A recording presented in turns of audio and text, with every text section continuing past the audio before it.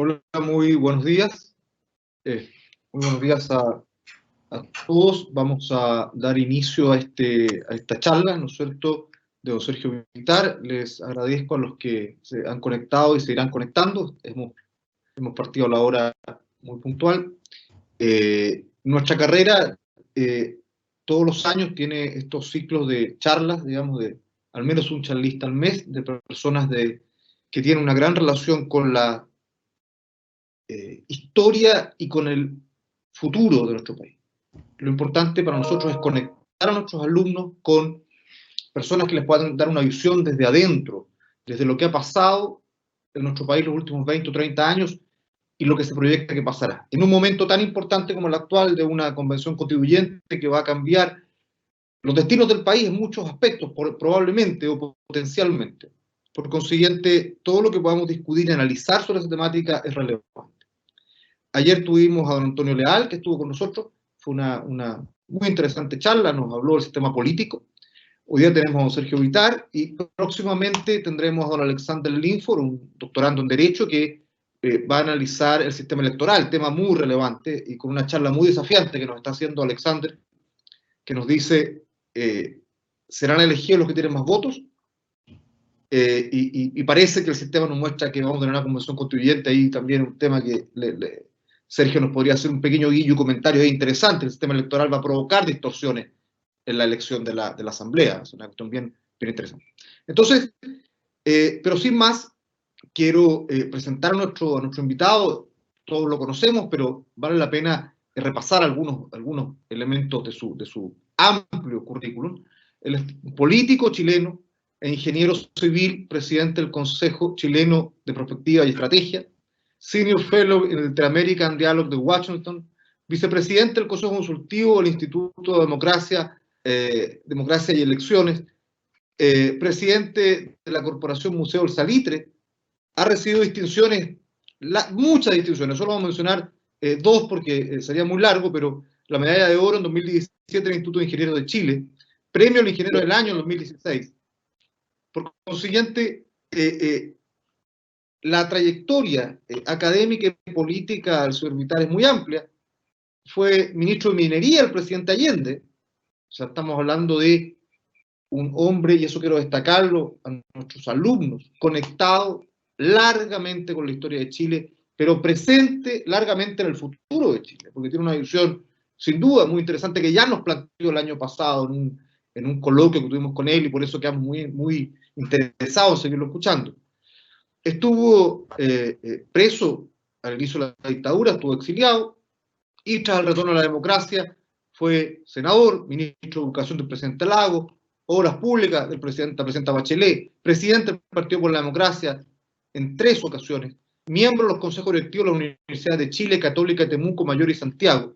Ha redactado diversos libros. Solo voy a mencionar uno que es muy interesante: El futuro del trabajo en América Latina, cómo impactará la digitalización y qué hacer. Ese libro es un libro visionario, porque está hablando de algo que en 2019 lo planteaba y que hoy día se nos viene encima, digamos. O sea, realmente es un tema muy relevante.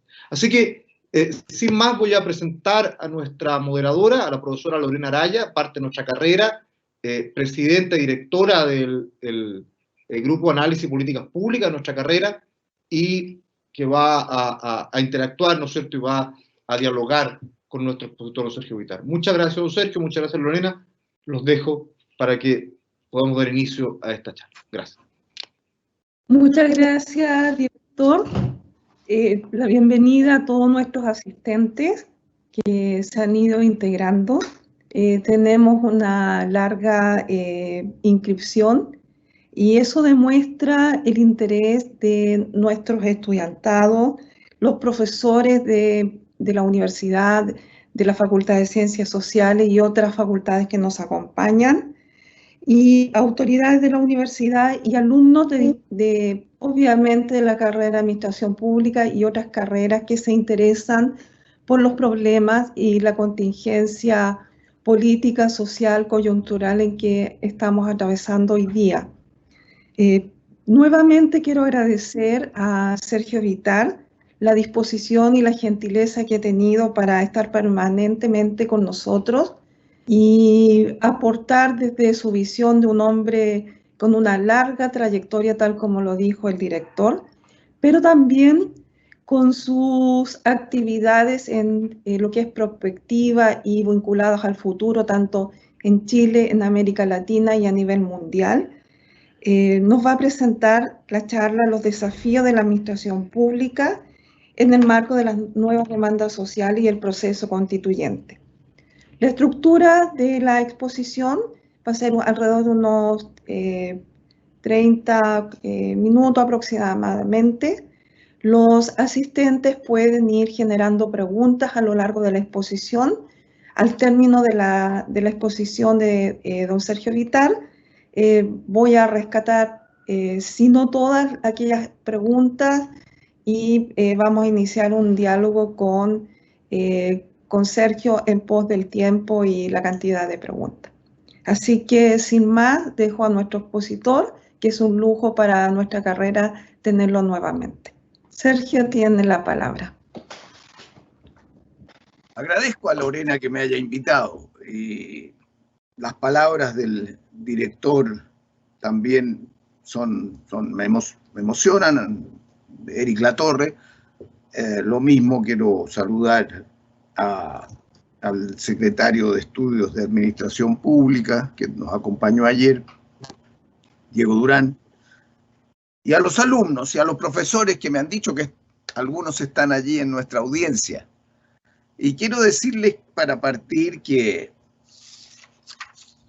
para quien ha tenido una experiencia larga, un hecho que produce satisfacción es poder transmitirla.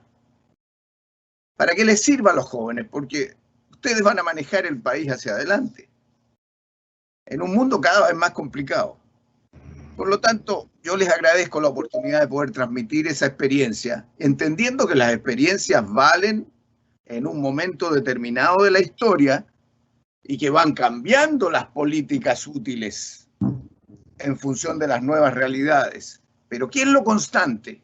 Los valores que inspiran las políticas y el conocimiento técnico para diseñar políticas que se puedan aplicar. Y esos valores son normalmente permanentes. En el caso mío es una lucha por la mayor igualdad, por la integración social, por la mayor participación ciudadana, por una democracia más fuerte, por solidaridad en el ser humano, en fin. Entonces, ustedes tienen que adecuar lo que estudian como historia a la realidad nueva. Mi mensaje a ustedes es que ustedes van a tener una tremenda oportunidad, los jóvenes que están estudiando, y especialmente en el área de administración pública, de cambiar la sociedad. Y van a tener una vida muy apasionante. Esto ni sabemos cómo va a ser. Yo estaba acostumbrado a que pudiéramos estar mirándole los ojos a cada uno de ustedes y cerca. Ahora lo hacemos por esta vía. Eso nos va a cambiar la forma de ser a nosotros, a cada uno de nosotros. Pero es un mundo nuevo. Y entonces la gran pregunta es cómo prepararse para un mundo que tiene estas características de gran velocidad, de una sociedad con nuevos comportamientos y expectativas, una tecnología que se evoluciona a gran rapidez. Otra sociedad. ¿Cómo va a ser la sociedad del futuro? Entonces, yo quiero referirme a 3 puntos en esta exposición. ¿Qué cambios mundiales y nacionales estamos viendo que se van a desarrollar a futuro? Y en eso me apoyo también en lo que decía Lorena, y les cuento que formé hace un tiempo atrás con muchas otras personas, y los invito a ser miembros del Consejo Chileno de Prospectiva y Estrategia. Lo que quisimos decir, juntémonos los que tienen interés en pensar futuro, en el mundo y en el país. Porque muchas veces están muy separados y segregados. Entonces ese Consejo Chileno está en la página en internet, ustedes pueden ingresar, tenemos una revista sobre estudios del futuro a nivel mundial, chilenos, y también seminarios. Pero entonces mi primer punto es cambios mundiales. El segundo punto que quiero abordar son los desafíos del futuro para Chile, después de mirar esos cambios mundiales y nacionales. Y tercero, quiero referirme a cómo prepararse. Si yo tuviera que decirle a un joven de las experiencias que uno tiene y de lo que está viendo ahora que va a ser el futuro, ¿cómo pueden prepararse ustedes y lo que les pueda decir les ayude para su vida? Vamos al primer punto, los desafíos mundiales. Yo quiero destacar los siguientes elementos, que ustedes tienen que diferenciar la inmediatez de la pandemia y lo que va a venir post pandemia.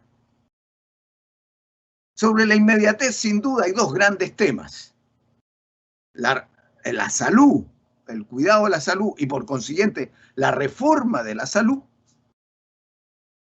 Y el tema del empleo, de una economía que crece con una digitalización muy acelerada que va a generar muchas pérdidas de empleo. ¿Cómo hacemos un programa especial de empleo? Estos sellos van a marcar la pospandemia y lo que tenemos que hacer. Obviamente, ustedes saben, y en particular en Chile va a ser un caso prototípico de un fenómeno doble, de un gran movimiento social como el producido en el año 2019, una sacudida tremenda, y la oportunidad ahora de superar esa sacudida con una nueva constitución. ¿Cómo nos vamos a organizar? A eso les va a tocar a vivir a ustedes. A mí no me tocó, me tocaron otras experiencias de otra naturaleza, pero esta es muy, muy interesante. Entonces, en la pospandemia, ¿cuáles son los principales desafíos mundiales y nacionales? El primero, la desigualdad. La búsqueda de mayor igualdad, no solo de ingresos, de trato, de dignidad entre las personas. Eso viene y viene muy fuerte. Y eso implica también el tema del pacto social. Implica también la participación ciudadana. Luego hay una segunda gran transformación en curso, que es el fortalecimiento de la democracia representativa con nuevas formas de poder descentralizado de democracia participativa. Eso va a ser un tema muy central de la constituyente. ¿Cómo se distribuye el poder? Porque la democracia, ustedes saben, es un proceso permanente de la organización de la sociedad. No tiene un fin fijo. Es un cambio permanente que induce a la distribución del poder hacia los ciudadanos, con el centro en las personas. Y eso va a acelerarse en Chile ahora. Podemos acelerarlo. Este es un gran desafío, con tecnologías nuevas, con consultas ciudadanas, con instituciones nuevas de participación. Un tercer gran desafío mundial y nacional es el desarrollo productivo que viene con tecnologías, digitalización universal, y la implicación que va a tener en los sectores claves para nosotros, uno de los cuales es el verde, la naturaleza, en todo el mundo, y las implicaciones también en materia de educación, capacitación y enseñanza para toda la vida. Un cuarto gran desafío mundial es el cambio climático. Y allí ustedes tienen que estar atentos porque esto les va a infiltrar la vida. O sea, cuando esto hablo yo no es algo ajeno. No solo ustedes van a tener trabajo ahí, sino que la vida misma de ustedes va a estar determinada por el proceso de energía renovable, por los reciclajes, las economías circulares, por el tema del agua, por el tema de los desastres naturales y de las migraciones, y por las medidas para que defendamos el planeta. Y un último punto de un gran desafío que viene por delante, que quiero destacarles también, es que no se puede arreglar los problemas a nivel nacional. No basta. Tiene que haber una mirada global. Y por lo tanto, la interacción con el mundo pasa a ser excelentemente clave para la colaboración global, porque muchos de los problemas nuevos son problemas que no se pueden desarrollar ni a nivel de una nación, ni puede ser impuesto por la nación más poderosa o por las naciones más poderosas si no hay una cooperación y una colaboración. Y eso es lo que apunta a lo que se llama hoy día un nuevo orden internacional. Y cómo nosotros vamos a jugar en ese nuevo orden internacional. Y entre algunos de los puntos que quiero mencionarles en esa materia es el tema del multilateralismo. O sea, lo que estamos discutiendo ahora es, ¿vamos a ser todos de alguna manera subordinados a la pugna China-Estados Unidos? ¿O va a haber fuerzas mundiales y organización también latinoamericana que nos permita ir equilibrando? La mirada hacia el este, todas las proyecciones mundiales muestran el desplazamiento de poder económico hacia el este. China. Y les cuento de pasada que una de las cuestiones de las cuales me siento contento como ministro de Educación fue haber firmado un acuerdo con el ministro de Educación chino. Porque pensé en ese momento, y lo vi con el presidente de la República, cómo nosotros preparamos a nuestros jóvenes para un mundo que va a venir con un desarrollo hacia el este, si solo manejamos el español. El inglés clave. Pero si además ese país, China, va a seguir teniendo, como está teniendo, una expansión por mucho tiempo más, con una influencia global creciente, si nosotros manejamos su idioma, podemos tener más potencialidad para mucha gente. Y firmamos ese acuerdo, se montaron colegios acá, mandaron profesores los chinos, hay varios colegios en Chile que están trabajando y enseñando, mandamos gente a China y en Chile se han instalado 2 institutos Confucio y ahora se está instalando un tercero, uno en la Católica, uno en la universidad, si no me equivoco, es San Sebastián, puede ser, y el tercero va a ser en la frontera, la Universidad de la Frontera en el sur. Y entonces, y hay un instituto que coordina todos los centros chinos de enseñanza en América Latina en Chile. Entonces, dimos esos pasos. Van a tener que dar algún resultado, espero que también. Y hay muchos estudiantes con los cuales yo mismo me junté en Beijing una vez sobre estas materias. Y vi cómo estaban trabajando, cómo se preparaban. No solo ya habían aprendido el idioma, estaban estudiando carreras en ese idioma. O sea, yo he pensado que si nosotros podemos tener 1.000, 2.000, 3.000 chilenos en eso, además pueden trabajar en las empresas que están haciendo innovación en la relación económica y de inversión, y que no sean solo chinos que hablan español, que los latinoamericanos también podamos hacerlo desde nuestro lado. Esos cambios mundiales nos llevan al segundo gran tema, que son cuáles son los grandes desafíos ahora en Chile. El primero, a mi juicio, de esos desafíos que ustedes como estudiantes de administración pública o de otras disciplinas, porque esto hay elementos que son comunes a todas las disciplinas, es que van a tener que pensar y concentrarse en cómo vamos a hacer un gran cambio en el pacto social chileno. Nosotros tenemos la posibilidad de hacer mucho más. Lo que hemos hecho fue bueno en su tiempo, es insuficiente ahora, hay que innovar de otra manera.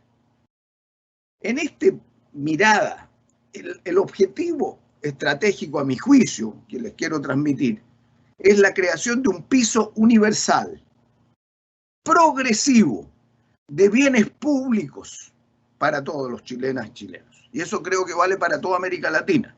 Estamos trabajando ahora un libro con otros latinoamericanos sobre lo que llamamos un giro latinoamericano para enfrentar este tremendo desafío y no seguir arrastrando situaciones como las que tenemos. Y ese piso de bienes públicos universales tienen que ver esencialmente con la gran reforma de la salud, el avance en educación y especialmente un fortalecimiento de la educación pública, un gran plan de vivienda, que estamos hoy día por primera vez, estoy viendo que el asunto estamos teniendo un aumento del déficit de vivienda. Hubo un momento en la historia de Chile en que estábamos reduciendo el déficit de vivienda, el número de personas hacinadas. Claro que influye la migración, pero no es suficiente para explicar eso, no, esto es mucho más amplio. En materia de pensiones, en materia de seguridad, esos bienes públicos tienen que ser de carácter universal, tienen que irse generalizando a toda la ciudadanía. Esto es un cambio muy importante, de la focalización a la universalización. Luego, se ha pensado mucho en este terreno del pacto social, el tema del servicio, de los bienes básicos, además de eso, el ingreso básico universal. ¿Qué significa? Se está experimentando. Pero ya lo hemos probado con el IFE, este ingreso familiar de emergencia. Ya los estados, algo que parecía imposible, están entregando dinero efectivo directo.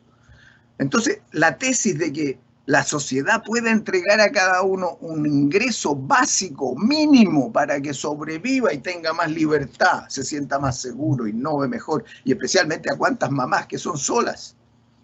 Esto está creciendo, esto va a ser un tema. Y eso se va a extender a otros bienes públicos universales. Por ejemplo, el acceso al agua y el tema del agua, que va a estar en la Constitución. Por ejemplo, el acceso digital. tiene que ser un bien universal en que todo niño en Chile tenga su equipo y tenga su conexión a banda ancha para evitar lo que va a ser la brecha digital creciente si no lo hacemos. Otro punto en este pacto social que ustedes tienen que impulsar en sus tareas y tienen que tener presente en sus trabajos es el rol de la mujer y en particular la responsabilidad de la mujer en el cuidado de la sociedad. Si nosotros vamos, y esta es una discusión amplia, que se amplía, al pago del cuidado como un servicio que se está prestando a la comunidad de los adultos mayores, de los enfermos, ¿para qué hablar? De los hijos. Bueno, el efecto distributivo y de igualdad de la sociedad crecería enormemente. Además, estamos viendo que no va a poder reemplazar tú un robot a alguien que hace cuidado, cosa que están haciendo los japoneses para cuidar a los más adultos. Hay casas que tienen robots con los cuales pueden darles instrucciones, hablar, pero no hay nada que sustituya la relación humana. Ese es un punto que tenemos que desarrollar más. Ustedes hasta pueden hacer o tesis o discutir esto. Y no puedo dejar de expresar también que todo esto supone también un cambio en la ciudad. En una sociedad como la nuestra, ustedes saben cuánto es la tasa de urbanización chilena, estamos sobre el 80%. Pero toda América Latina y Chile van a llegar en 10 años más al 90%. Si tienes al 90% de la población en una ciudad, la calidad de vida, lo que ocurre en la ciudad es absolutamente fundamental. Y en ese sentido, entonces, el transporte público, la integración de la ciudad, los espacios verdes. Déjenme darle un ejemplo a propósito de esto. Las comunas más pobres no tienen más de 1 o 2 metros cuadrados verdes por habitante. Las comunas más pudientes, 10 o 15 metros cuadrados por habitante. De manera que la igualdad también significa el espacio público mejor distribuido, con áreas verdes, con transporte. Y toda esta idea que se ha desarrollado ahora, los franceses, especialmente en París, lo han tomado en el desarrollo urbano, lo que se llama la ciudad de 15 minutos. Que tú no tengas que andar 2 horas para irte a un trabajo y volver 2 horas en un espacio público, que ahora con la pandemia es todavía mucho más peligroso. Ahora, todo esto que he dicho respecto del pacto social tiene que ver con algo que va a ser inescapable, la reforma tributaria. En esto, toda mi vida yo he visto que cuando se plantea y la economía crece, te dicen, ¿y para qué quiere hacer una reforma tributaria? Si ahora está todo creciendo, no necesita. Y cuando las cosas están mal, la respuesta es de los conservadores, ¿y para qué usted quiere ahora tocar ese tema cuando va a deprimir la inversión? Hay que hacerlo, entonces nunca es posible. Y esta cuestión, el tema concreto es que nosotros tenemos como chilenos un 20-22% del producto en ingresos fiscales o tributos, mientras la OECD, donde pertenecemos, tiene un promedio de sobre 30-35. Y entonces necesitamos para este gran pacto social. La otra cambio grande que viene, que puedo señalarlo, yo supongo que en las charlas que ya lo han tratado, la Constitución. Es la primera vez en la historia de Chile que la Constitución se aborda a través de un proceso democrático con una asamblea constituyente. Nunca ha pasado. ¿Para qué hablar de la última impuesta por dictadura? Ahora ha habido más de 50 enmiendas en democracia que la han cambiado, pero no tiene la legitimidad de origen de una constitución democrática y tiene siempre una orientación que es privatizadora y en general excluyente, a mi juicio. Entonces aquí va a venir un cambio importante. No todo, ni va a ser un sueño de cambiar una constitución y las cosas van a alterarse en 5 minutos, no es así, pero tú le das una orientación estratégica al tipo de sociedad que quieres. ¿Cuáles van a ser algunos de los puntos más importantes? Yo creo que una cosa que va a influir mucho es la paridad. La presencia de la mujer en la mitad de los constituyentes y de los pueblos indígenas puede que altere, algo que decía también el director al hacer la presentación, los aspectos electorales, que no es entonces, no tiene el mismo peso del voto porque no fueron elegidos de manera autónoma por el ciudadano, al que gana más votos se queda. No, aquí hay un esfuerzo de corregir las distorsiones que hay en el poder. De manera que eso yo creo que va a influir. Ahora, dicho eso, por lo menos yo quería mencionarles 3 grandes discusiones de la constituyente y de la constitución nueva, en la cual tenemos que estar atentos todos. Uno, es el sentido de convivencia y de derechos para construir una sociedad solidaria. De manera que uno de los puntos centrales de la Constitución va a ser los derechos económicos sociales, la igualdad de derechos, los bienes públicos básicos que garanticen un punto de partida común y en el curso de la vida correcciones también para evitar las desigualdades mayores. Ese va a ser un gran tema. El otro gran tema va a ser el sistema político, que escuché que a quienes de ustedes asistieron ayer a la charla que dio Antonio Leal, lo que entendí ahora es que había tratado ese tema. Entonces, en esa materia, la gran discusión se va a centrar en lo siguiente. Nosotros tenemos que distribuir el poder. Siempre hemos dicho que Chile tiene un poder presidencial excesivo. Otros dicen que no es tan excesivo. Pero aquí vamos a enfrentar dos opciones. O el presidencial atenuado, o un semipresidencial, en que se elige por voto universal un presidente, como tienen muchos países europeos.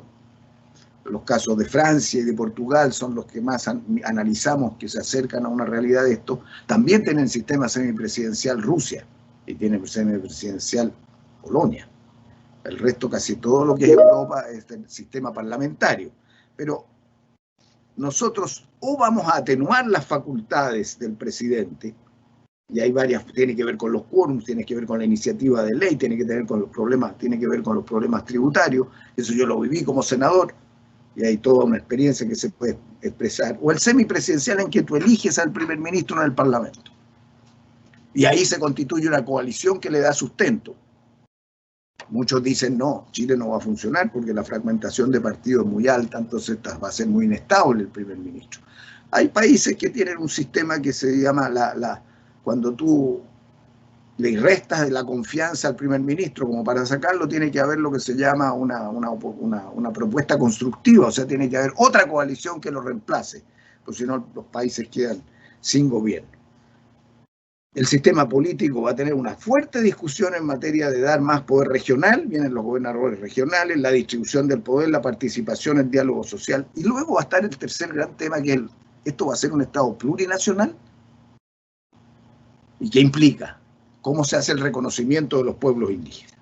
Entonces, yo quería mencionarles esto y pasar ahora, además, al tema que a ustedes les concierne más que nada, el nuevo Estado.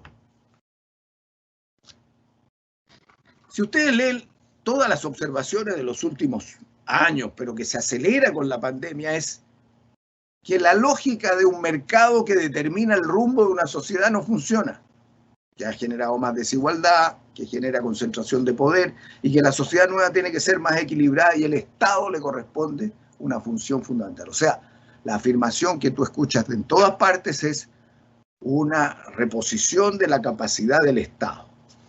Ahora, la discusión es ¿qué Estado? ¿Es solamente más grande? ¿Un Estado que se apropia de los medios de producción? No. Por lo menos en mi perspectiva, y lo que nosotros tenemos que enfrentar es un debate sobre la reforma del Estado que ha sido continua, nunca hemos logrado un avance notorio, pero en que no se minimice. Primera cuestión, aquí hay una cuestión ideológica por medio. Si yo creo que la sociedad es mejor que un Estado mínimo, la contraposición con lo actual y con lo que hay que hacer es total. Pero ese Estado no mínimo, con más influencia, ¿qué debe hacer? Y ahí tienen que separar dos elementos, a mi juicio. Eficiencia de la gestión pública, del uso de los recursos públicos, de la agilidad de la administración y con la digitalización, del buen servicio al ciudadano, y las funciones del Estado nuevo, que son distintas. Y quiero mencionar algunas de estas nuevas. El Estado solidario o el Estado mínimo. Y ahí tiene que ver con un Estado que va a tener que reforzar, como ya lo dijimos, la ocupación del territorio tiene que ser parejo en el territorio nacional. No abandonar a sectores. Cuando se dice, por ejemplo, en tal zona, La Legua, u otras de Santiago, o zonas de sacrificio, el Estado abandona. No, tiene que haber una presencia del Estado, dar garantía de servicios básicos y de seguridad entre ellos. Un Estado que reduzca la brecha educativa con fuerza, un Estado que haga la reforma de la salud y que abarque todos los otros temas que yo mencioné en relación al tema del pacto social. El segundo gran tema que no existe en Chile es un Estado estratégico. En Chile, por ejemplo, yo he propuesto muchas veces que debe existir a nivel, como tiene Finlandia y otros países, del gobierno central, una unidad de pensamiento estratégico que coordine a la sociedad, que promueva escenarios, que estudie lo que puede ocurrir a futuro y se adelante.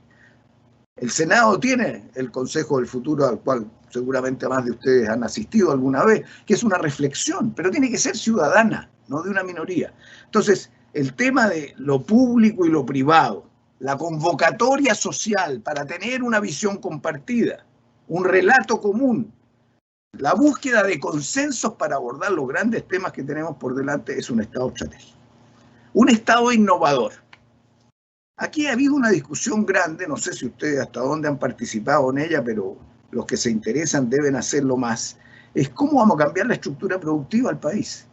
Antes teníamos una Corfo, yo me acuerdo en mis años de recién egresado, me encargaron la política industrial de la Corfo, yo fui como un gerente de planificación industrial de la Corfo, y ahí el Estado influía y desarrollamos, entre otras cosas, si ustedes toman la historia de esto, la industria pesquera venía por el sector público, ahí se desarrolló la industria forestal, lo que fue Entel, lo que fue el desarrollo del acero, de la electricidad, incluso de la agroindustria como la llanza. Había un conjunto importante de iniciativas que hicieron las bases industriales, después vino un proceso de privatización, pero han sido sectores muy importantes. ¿Qué hacemos ahora? Ciencia y tecnología. ¿Cómo puede ser? Cuando uno analiza los programas que teníamos hace 10, 15 años, era llegar al 1% del producto en ciencia y tecnología. Y ahora estamos en 0,4%. ¿Qué pasa? ¿Cómo?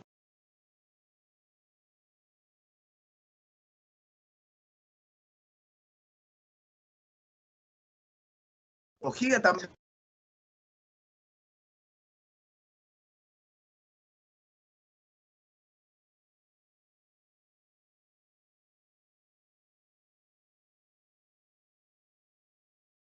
Estructura que tiene que ver con la energía solar, va a tener que ver con la minería verde, va a tener con la Chile potencia agroalimentaria y con acuicultura, va a tener que ver con el procesamiento de datos, con la astronomía, con la desalinización, en fin. Esa tarea es clave y se trata de un Estado, no que lo reemplace, sino que lo promueva, que coordine como hacen los asiáticos, a privados, públicos, universidades, impulse. Esas son tareas, a mi juicio, muy fundamentales de este Estado. Y ustedes pueden desarrollar mucho más estas ideas generales y ver cómo se aplican, porque al final no basta con poner un título, hay que hacerlo. Y ahí está la diferencia entre el líder y el hablador. El líder hace, no solo diseña, ejecuta, junta a la gente, coordina para poder hacer las cosas.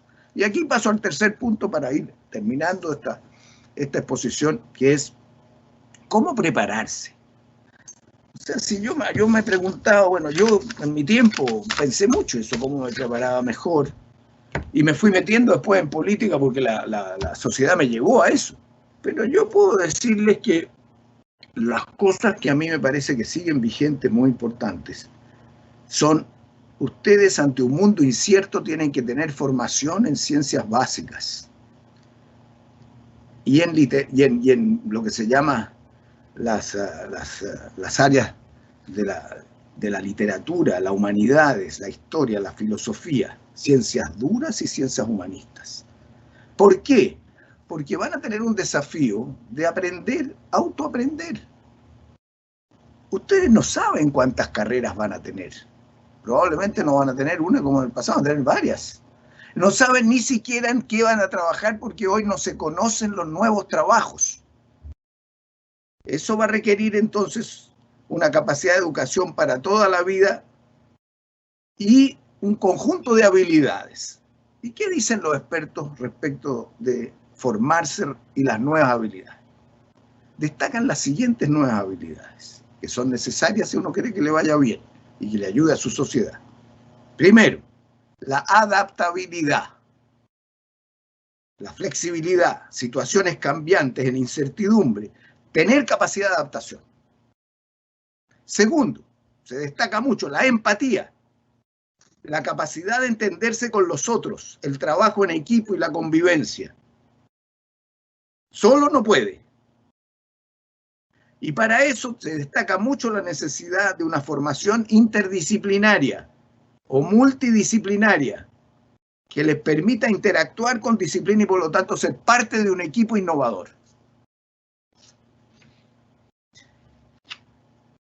Y no sabemos cómo va a ser además la relación humana, o sea, vamos a tener una relación híbrida, mitad presencial, mitad virtual, la relación con la inteligencia artificial, con los robots, con las nuevas formas de desarrollo, incluso en biotecnología. ¿Cómo se va a ensamblar el hombre a esas teorías? No sabemos, pero lo que sí sabemos es que va a ser una sociedad hiperconectada. Y yo estoy escuchando a muchos médicos que dicen que esto está generando no solo la pandemia, pero la hiperconexión y la relación digital, también cambios de comportamiento del ser humano. Hay nuevas relaciones que se llaman híbridas hoy día, pero también hay un problema de soledad y de salud mental. Y eso va a crecer. Y por lo tanto la preocupación de ustedes y de uno es cómo mantiene su estabilidad y su equilibrio interior. Que no te entre una depresión. Que no se sienta uno abandonado y solo, que tenga sentido con lo colectivo y una preocupación por lo colectivo, las relaciones humanas. Para prepararse también, lo que dicen todos los expertos de las últimas exposiciones que he estado escuchando también, los mejores grupos, yo creo que están muchos de ellos en la OECD, hay un grupo de educación, si quieren entrar ahí y ver lo que tienen documentos mensuales muy buenos, es el tema de la capacidad de análisis crítico. El ser humano no puede quedarse en una cierta visión rígida, tiene que tener capacidad de mirar la sociedad y tener capacidad de analizar críticamente esa sociedad, para ver cómo se mejora. Y muy importantemente ahora se está destacando en esa capacidad crítica discernir la información. Uno está recibiendo ahora, yo mismo, uno se abre en la mañana y si se agobia de información no puede razonar. ¿Cómo selecciona la información? ¿Cómo especializa? ¿Cómo concluye? ¿Cómo aprende de ahí? Y entonces el discernimiento. ¿Y cuál es veraz? La fake news. O sea, vamos a vivir un mundo en que ustedes van a tener capacidad, tienen que tener capacidad para discernir esos aspectos. Y también yo no puedo dejar de mencionarles cómo prepararse para la vida. La vida no es solo tener un área y ser muy bueno, que eso es muy importante, ser muy bueno en algo, pero es la vocación pública. Vamos a vivir un mundo en que los problemas son colectivos, más que antes. No solo lo individual, es lo colectivo para que a uno también le vaya bien. Y en ese terreno, entonces, la valoración de lo público, no solo del mercado, de la sociedad, me parece a mí fundamental en la formación de ustedes. Y desarrollar entonces, ¿qué liderazgos tiene que desarrollar un nuevo administrador público o la gente que está preocupada de lo público? Tiene que desarrollar capacidad para saber organizar el diálogo social. Va a venir una demanda de diálogo social.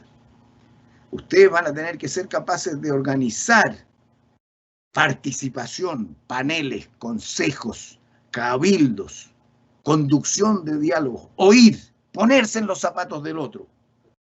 Vamos a tener que tener muchos chilenos preparados en eso. En eso tenemos poca gente preparada, chilena y chilenos. Yo creo que las mujeres pueden tener una mayor particularidad y capacidad de hacerlo, pero hombres y mujeres tenemos que prepararnos por igual. Y por cierto, tienen que prepararse en su campo, en el diseño de las políticas públicas. Y eso tiene que ser con rigor, tiene que ser serio. No puede ser una cosa que uno dice lo que hay que hacer. No, tiene que ver cómo se viabiliza, cómo se hace, y medir los resultados, evaluar los resultados. Entonces, yo creo que para una administración pública esta función de enseñar a organizar una sociedad, los diálogos, la deliberación, la participación es la tarea principal del liderazgo.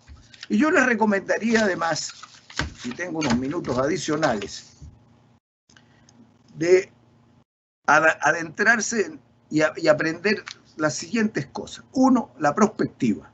Les mencionaba la necesidad de estudiar futuro, estudio de escenarios, estudios de largo plazo, ensamblar el corto plazo y el inmediatismo con el largo plazo, para corregir y lograr ¿qué? Gobernar mejor. Y el gobierno mejor del futuro va a ser más horizontal que vertical. Y por lo tanto con más participación, como señalé, con más gobiernos locales y regionales. Va a ser menos centralista. Cuando ustedes saben las cifras de Santiago, de la región metropolitana, la mitad de la población casi, el 40% del producto o más. Entonces estamos casi con la mitad, 40-50% de la concentración en la región metropolitana. No es normal y eso hace perder capacidad. Gobernar bien significa una cosa más horizontal y significa tener esas capacidades que les mencionaba.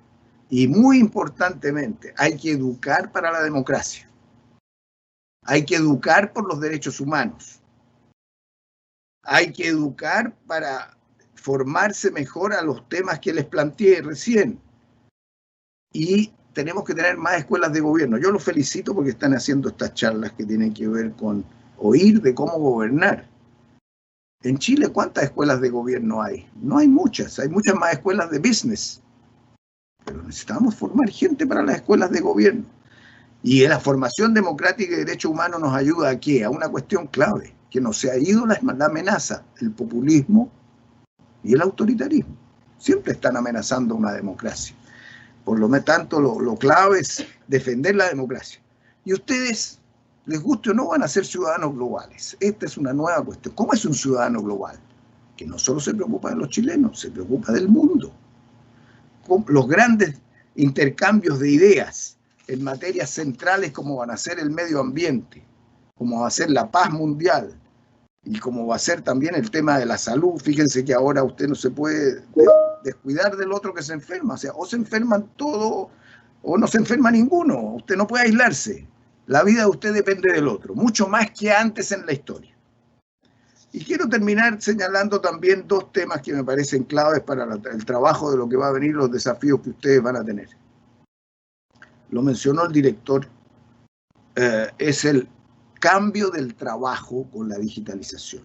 Yo terminé un trabajo también hace poco, como él mencionaba, que está disponible, si ustedes lo quieren. Yo soy lo que se llama un senior fellow de un instituto que está en Washington, se llama Inter-American Dialogue, que ahí formé un equipo de estrategia y de foresight o prospectiva, y tenemos un registro de todos los estudios, 1000 estudios de largo plazo por área. Ustedes pueden entrar y tenerlos todos en cada tema que les pueda interesar.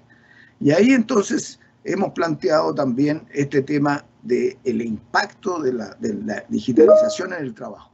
Y los estudios dicen que mucha gente se va a quedar sin trabajo. Y por lo tanto la sociedad esta vez tiene que hacer dos cosas: capacitar y alfabetización digital, y protección social a la gente que se queda sin trabajo mientras se prepara, porque hay una familia detrás. Eso no está contemplado hoy día en nuestros programas. Eso es nuevo y hay que ponerlo. La gente se da cuenta, pero ¿cómo se organiza? Y lo otro es que las tecnologías van a permitir dos cosas y ustedes tienen que estar siempre atentos. La tecnología puede aumentar el control social del Estado sobre la gente, restringir las libertades, o puede empoderar a los ciudadanos. Y eso depende del ser humano, no depende de la tecnología. Hay que empujar a la distribución del poder. Una palabra sobre el tema de la ética, para terminar. Todo esto supone que hay un comportamiento ético, y yo quiero decirles que la ética tiene que ver con el sentido social, con la preocupación por los demás. Bienestar, igualdad, lo que dijo. La ética tiene que ver con la protección de la naturaleza. Hay una encíclica del Papa reciente sobre la penúltima sobre el tema. No contaminar, ¿cómo cuidamos? La ética tiene que ver con la seriedad y el rigor profesional. Sean buenos en lo que hacen. Buscar la excelencia. No ser negligente. Rigor. La ética tiene que ver con el dinero en la vida pública. El que se deja sobornar, cohechos, el que vende sus principios y se calla, el que roba, el que se preocupa por su beneficio personal, el que engaña. Eso es una falsa ética y eso a Chile nos está perjudicando bastante y puede extenderse con la delincuencia y con la droga. Y la ética y el espejo. Ustedes tienen que poder mirarse al espejo. Si al final en la vida, cuando ustedes han recorrido un camino largo, las cosas que lo hicieron bien les quedan en la conciencia. Las cosas en que ustedes fallaron les quedan. Tienen que corregir. Nadie es perfecto. Pero tengan cuidado con eso. Y eso tiene que ver con el carácter. Y termino con esto. La vida es bien corta. Ustedes tienen que ponerse metas entusiasmantes y ambiciosas. Y tienen que perseguirlas con resiliencia, lo que se llama la capacidad de resistir los embates negativos. Tienen que caerse, se van a caer, van a fracasar, pero se tienen que ser capaces de levantar. Nadie tiene éxito sin caerse. La caída es parte del éxito. Eso nos pasa a todos. Pero lo más importante es tener una mente abierta. Mantengan la curiosidad. Y en eso siempre yo me acuerdo de esta frase de Einstein que decía que la mente es como un paracaídas. Tiene que abrirse para que funcione. Tienen que abrirse, tienen que tener curiosidad. Y no se olviden de una cosa, hay un estudio de Harvard que se pueden entrar a verlo, que tomaron en Boston a estudiantes que iban a la mejor universidad o una de las mejores, y a otro grupo de la misma edad que estaba en los barrios, y los siguieron durante 70 años de cómo era su vida. ¿Y saben lo que descubrieron al final? Las conclusiones, hay un TED, que son estas charlas de televisión sobre eso, que es las relaciones humanas hicieron la diferencia. La felicidad tiene que ver con las relaciones humanas. Ustedes tienen que cultivar las relaciones humanas, de amistad, de afectividad, de familia y de convivencia en una comunidad que es la comunidad nacional, con también, por cierto, la comunidad mundial. Estos son algunos de los elementos que quería decirles en esta charla que me han pedido para que ustedes puedan meditarlo, verlo, y uno confía en que ustedes son capaces de conducir Chile y las vidas de ustedes mejor hacia el futuro, y espero que esto les pueda servir. Muchas gracias por escucharme. Muchas gracias, Sergio. Quisiera tomar una reflexión de algunos puntos al inicio que me parecen que son bastante interesantes para los administradores públicos, que tienen que ver con la ética, pero también me gustaría conectarlo que el tema de la ética y la función pública se conecta con el mundo confuciano.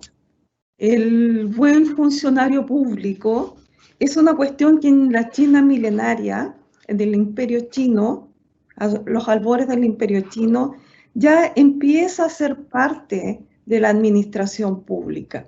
Y ¿cómo se llama? Creo que hay que rescatarlo sobre todo en quienes van a trabajar para el Estado, para la función pública, y aprender de esas.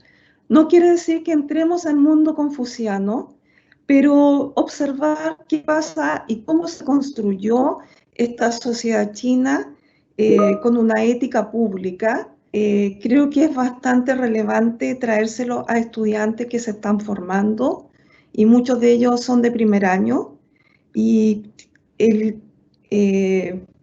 la orientación al servicio público yo creo que es un aspecto súper interesante a rescatar. Y hay una cosa que me gustaría tomar, esto de los desafíos de la administración pública, hacerle una pregunta que tiene que ver con la adaptabilidad. Sabemos que hay hartos intentos de mejora que llevan varios años y más de un par de décadas de modernización. Frente a todos estos desafíos globales y que ahora están un poco dados por la pandemia, Sergio, ¿cuáles serían los aspectos clave para que la administración pública, el establishment público, pueda adaptarse y estar, ¿cómo se llama?, responder a los desafíos ciudadanos en estos contextos de futuro que hoy día están cada vez más cercanos?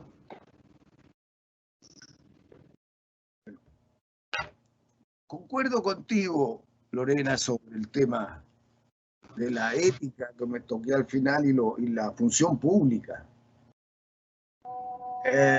Y eso, a mí, por ejemplo, como ministro de Educación, lo tengo muy presente respecto de por qué, cuando comparamos con otros países, Los profesores son funcionarios públicos, por lo menos los de las escuelas municipales, que ahora van a pasar a manos de los servicios locales de educación pública, pero también los profesores que van a todos los demás instituciones escolares y universitarias. Y es el no respeto y que la sociedad no le da el suficiente estatus al profesor o al funcionario público. Muchas veces se ha corrido la voz acá que el Estado es malo. Bueno, eso es parte de la ideología neoliberal. Y también de decir que los funcionarios, un ministro reciente, que es lo que dijo, que los profesores no se quedaban durmiendo prácticamente la siesta en la casa, que no querían trabajar ahora con la pandemia, no hacían nada. Bueno, yo he visto cómo los profesores trabajan con online. Entonces, hay un tema que tiene que ver, es doble. Es un tema de cómo se comporta el funcionario público con su sociedad y cómo la sociedad reconoce al funcionario público.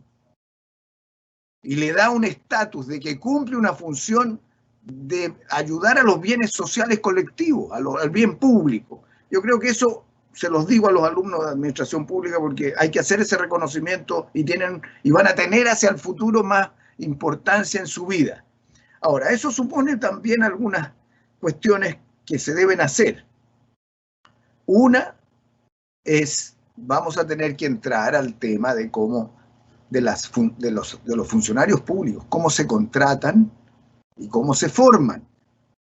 Nosotros estamos arrastrando hace tiempo un sistema que nos da el ancho. Tenemos, ustedes saben, el sistema de la planta, en que hay bastante rigidez, entonces no hay adaptabilidad. Y entonces uno tiene la planta y se queda ahí. Tiene que ver cómo esto se estimula para avance. Luego tienen la contrata, que son más de la mitad de los funcionarios públicos, pero tiene un problema que tú al final te pueden echar al final del año. Se renuevan todos los años y no hay pago de indemnización. Y tienen los honorarios, que puede cortarlo en cualquier momento, son como el 25, 30. Yo creo que en horario estamos ahora tanto como la planta. Entonces, eso hay que modificarlo con los trabajadores públicos. Pero ese tema es un tema que seguramente ustedes lo han estudiado y es parte de las carreras que hacen, pero es un tema que hay que abordar. Y junto con eso, la selección, yo creo que hemos hecho un intento importante con lo que es alta administración pública, con concursos, no con pitutos.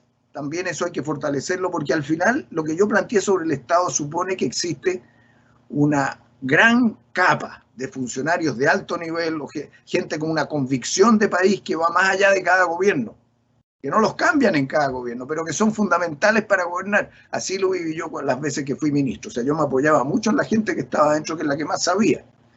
Por lo tanto, aquí tenemos que abordar el tema de mejoramiento de las condiciones, de la selección, de las remuneraciones, pero también del incentivo al mejoramiento y a la capacitación y el estatus de la sociedad.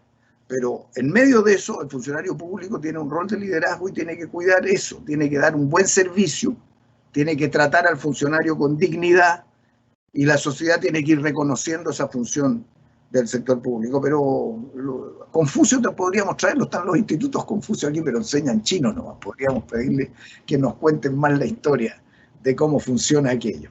Ahora, yo no idealizaría a nadie en esta materia, pero nosotros tenemos que mejorar, porque, ojo, el tema de la corrupción y de la penetración en el Estado, lo hemos visto en otros países de América Latina con la droga y la delincuencia, son cuestiones peligrosísimas que los chilenos tenemos que tocar, y los funcionarios, los muchachos que están y las niñas que nos están escuchando ahora, los profesores que les enseñan que ellos tienen que ser un muro de contención. Sergio, un aviso antes de continuar con unas preguntas que están publicadas. Le pido a todos los asistentes, por favor, contestar la encuesta, cuyo link tienen en el chat. Y ahora que hay una pregunta que la voy a sintetizar un poco, que da las gracias sobre la charla, y habla sobre las demandas sociales, las brechas educacional, tecnológica, salud y otras áreas más. Y la pregunta es, ¿por dónde se empieza a combatir estas brechas? ¿Hay que ponerse de acuerdo? ¿Qué pasa con un país como Chile que no es tan rico, pero hay recursos? ¿Es solo una cuestión de compromiso político o en qué estamos? ¿Cuál es su opinión, Sergio? Bueno, es una decisión colectiva y estratégica, que no se construye con una declaración, sino con un trabajo sistemático. Yo creo que estamos en un punto en que está creciendo la convicción ciudadana de que no tendremos un buen país si no cerramos estas brechas. Entonces esto tiene que ir en varias líneas. Por ejemplo, yo como he tenido relación con la política, con los partidos políticos, eso es fundamental. O sea, tiene que ir produciéndose una convergencia ahí. Tiene que haber coaliciones y programas que respalden eso. Tiene que haber también, y yo creo que lo podemos lograr, mucho más debates nacionales de manera, así como se hicieron los cabildos sobre la Constitución, o puede haber discusiones sobre cómo, y yo lo hice como educación, hice eventos nacionales, regionales, para ver cuáles son las prioridades que los papás, los profesores y los estudiantes tenían sobre la educación, a dónde querían llegar. Tiene que haber un compromiso de la comunidad. Y por eso yo ponía el acento en esto de la estrategia de largo plazo. Chile tiene que trabajar una estrategia, entonces tú diseñas algo a 10 años. Entonces, ¿por dónde empezar?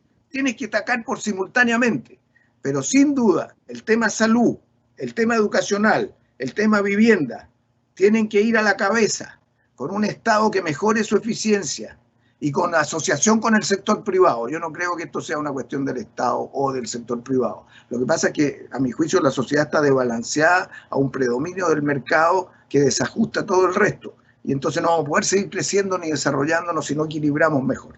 Tiene que haber una colaboración allí. Nosotros tenemos que desarrollar más lo público en salud y en educación, esa es mi convicción, que las brechas tienen que cerrarse con nuevos recursos y esos recursos tienen que provenir también de mejoramientos tributarios, ya sea por evitar elusión, evasión, franquicias que no corresponden. Están los estudios, tenemos bastantes estudios ahora, pero tienes que tener una mirada que esto no es inmediato, es progresivo y por lo tanto hay que persistir un gobierno tras otro.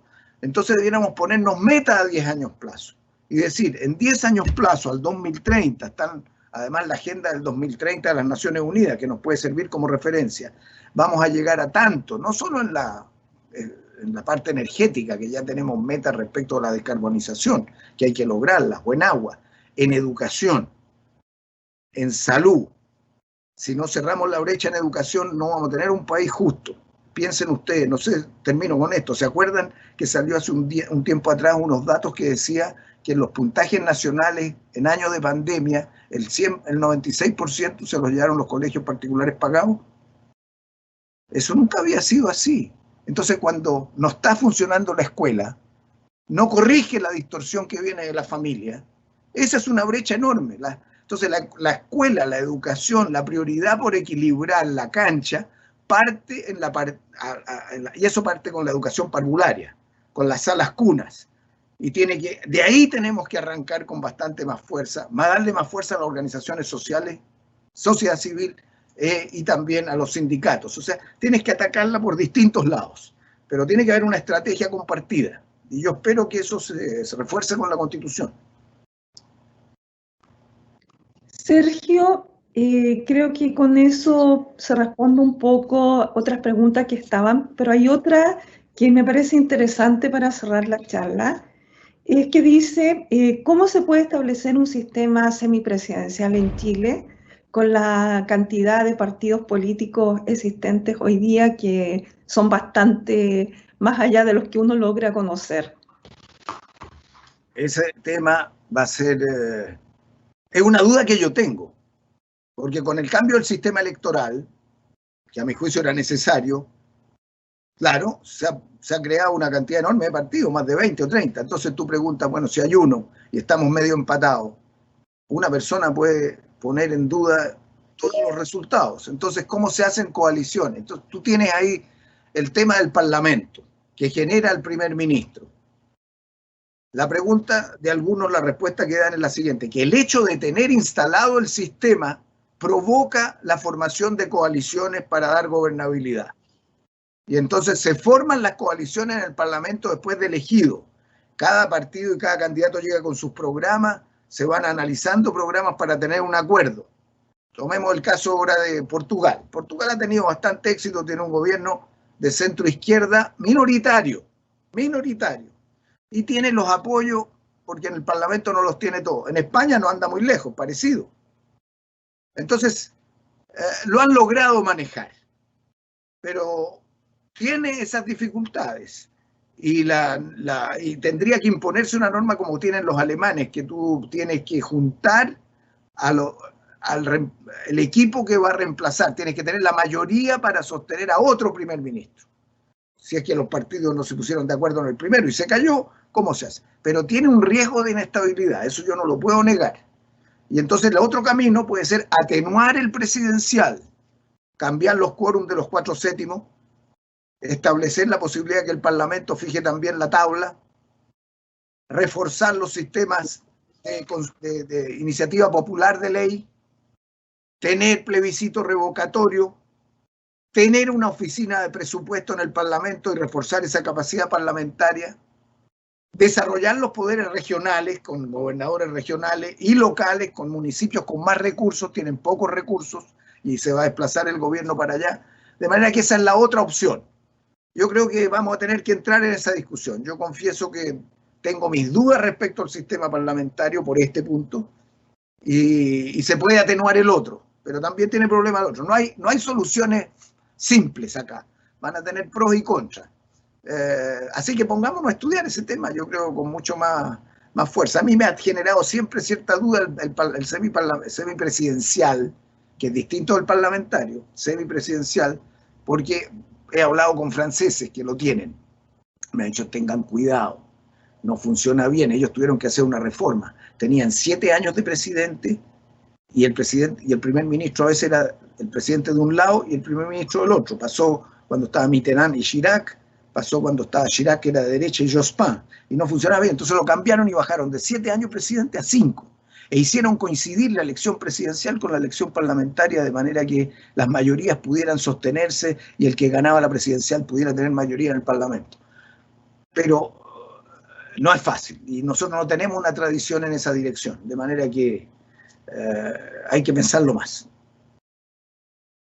Muchas gracias, Sergio. Yo creo que con esto ya estamos en la hora.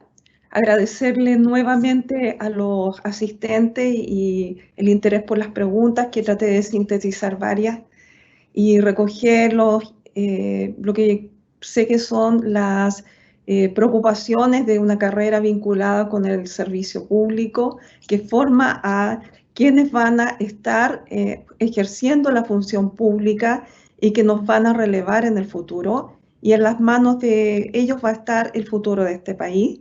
Así que agradecerle muchas, nuevamente, a nombre de la carrera, de la Facultad de Ciencias Sociales y Humanidades y de la Universidad, su participación, y a los presentes también, y espero que hayamos tenido una muy buena encuentro con usted nuevamente, y ojalá que no sea el último. Muchas gracias a los presentes. Muchas gracias a ustedes y a todos los participantes. Gracias, Lorena. Muchas gracias.